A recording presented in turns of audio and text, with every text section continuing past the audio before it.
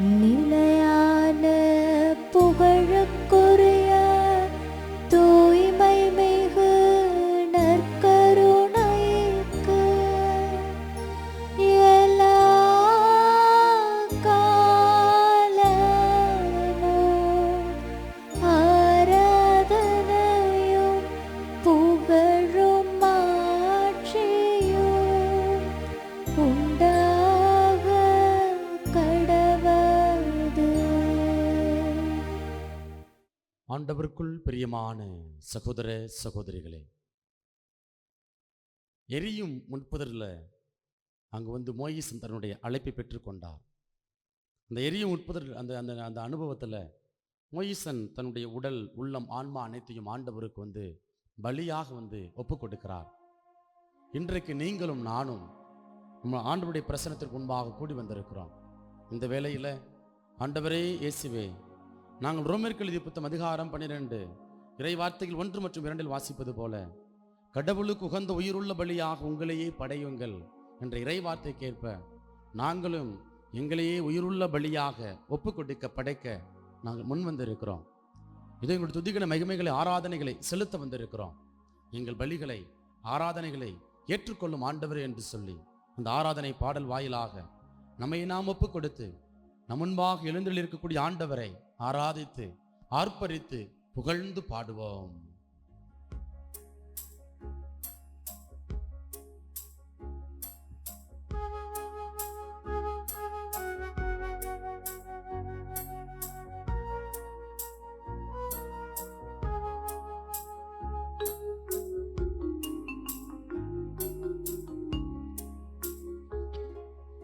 தகப்பனே, உம் பீடத்தில்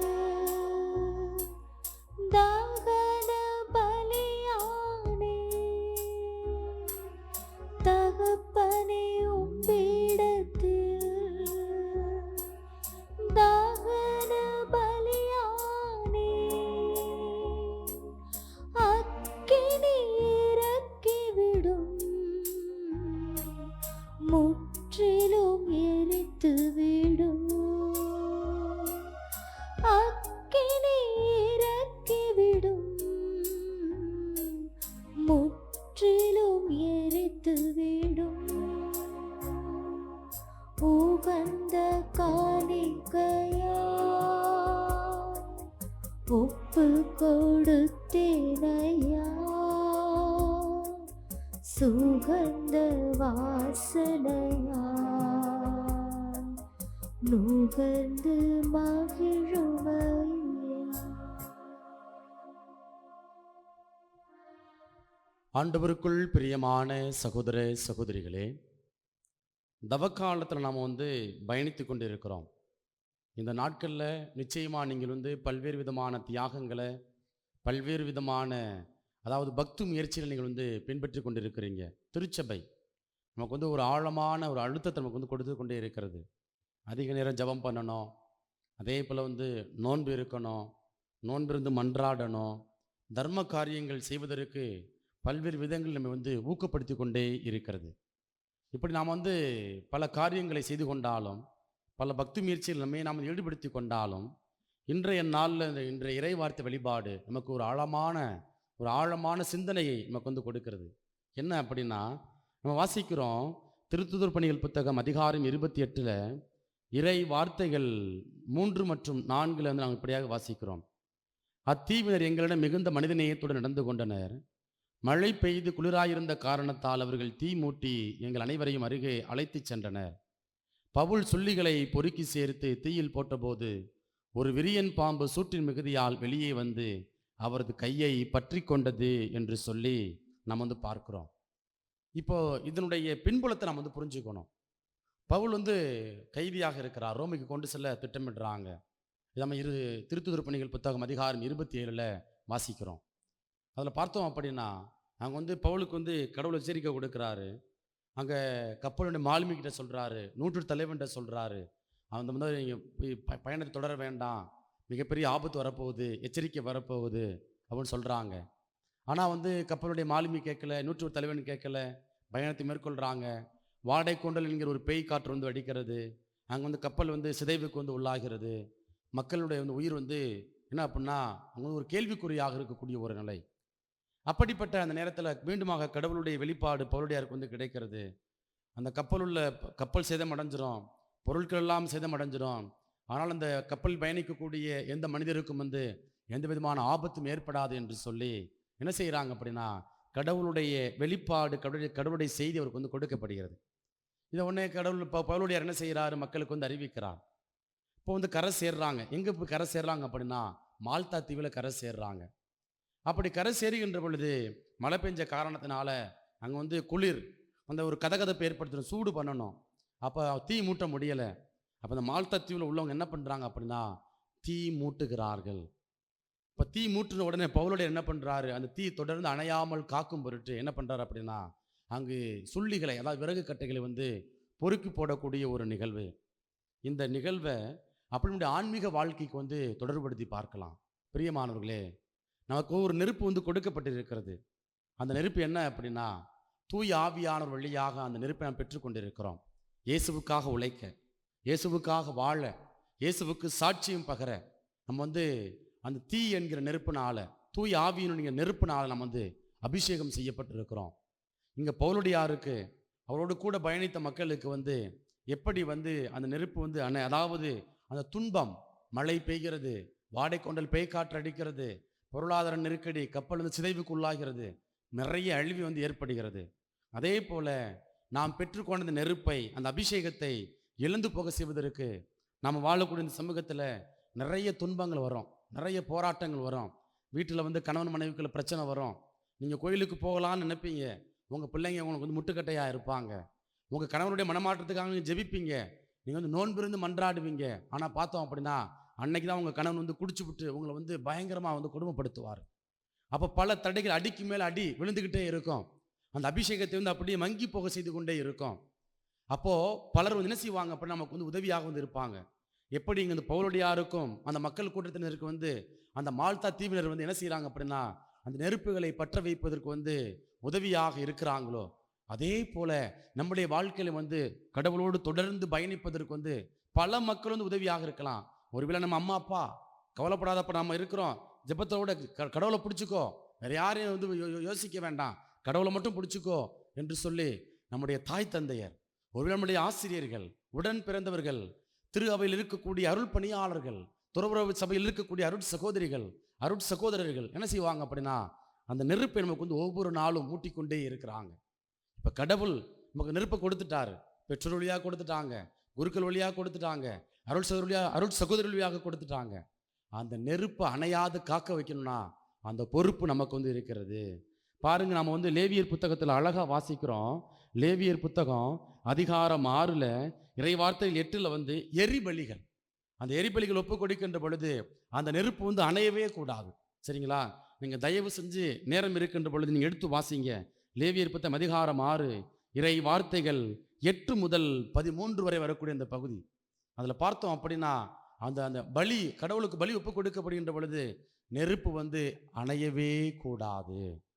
அப்போ நாம் ஒவ்வொரு நாளும் என்ன செய்யணும் அப்படின்னா, கடவுளுக்கு நம்ம வந்து பலியாக ஒப்பு கொடுக்கணும். அதான் நம்ம வந்து ரோமேற்கு எழுதிய புத்தகத்தில் அதிகாரம் 12 ரொம்ப அழகாக வந்து வாசிக்கின்றோம். என்ன அப்படின்னா, கடவுளுக்கு உகந்த உயிருள்ள பலியாக உங்களையே படையுங்கள், இதுவே நீங்கள் செய்யும் உள்ளார்ந்த வழிபாடு. கடவுள் நம்மகிட்ட காளைகளை கேட்கல, ஆட்டை கேட்கல, கோழியை கேட்கல, மாறாக எதை கேட்கிறார் அப்படின்னா நம்முடைய உள்ளத்தை கேட்கிறார்.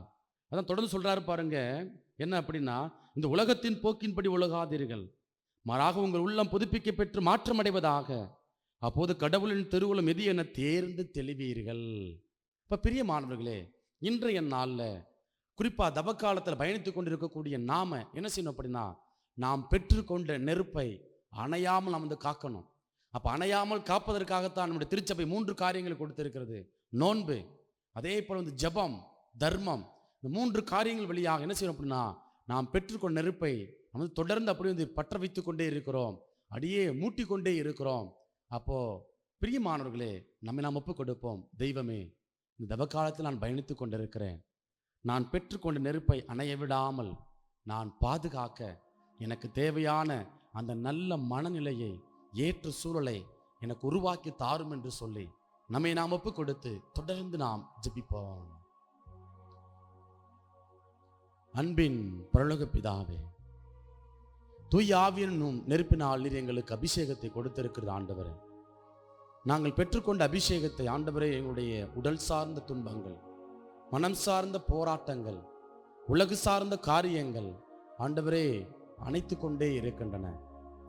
தெய்வமே, இது குருக்கள் வழியாக, எங்களுடைய பெற்றோர்கள் வழியாக, அருட்தந்தைகள் வழியாக, அருட்சகோதரிகள் வழியாக ஆண்டவரே ஒவ்வொரு நாளும் அந்த நெருப்பை அணையாமல் காக்கும் பொருட்டு ஆண்டவரே ஒவ்வொரு நாளும் நெருப்பை பற்ற வைத்து கொண்டே இருக்கிறேன்.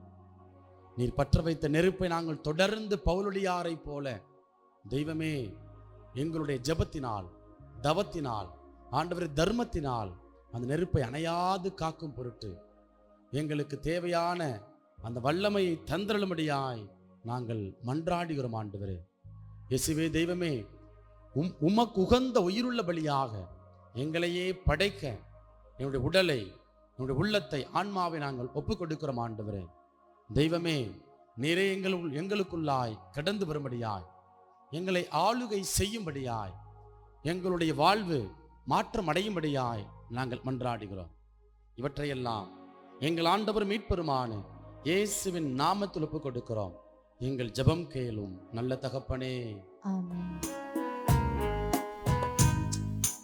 மாண்புயரிவருள் அடையாளத்தை தாழ்ந்து பணிந்து ஆராதிப்போம். பழைய நியம முறைகள் அனைத்தும் இனி மறைந்து முடிவு பெறுவ. புதிய நியம முறைகள் வருவ. புலன்களாலே மனிதர் இதனை அறிய இயலா. குறையை நீக்க நம்பிக்கையின் உதவி பெறுக. தந்தையவர்க்கும் மகனிவர்க்கும் புகழ்ச்சியோடு வெற்றியார்க்கும் மீட்பின் பெருமை மாட்சிமையோடு வலிமை வாழ்த்து யாவுமாக இருவரிடமாய் வருகின்றவராம் தூய ஆவியானவர்க்கும் அளவில்லாத சம புகழ்ச்சி என்றுமே உண்டாகுக.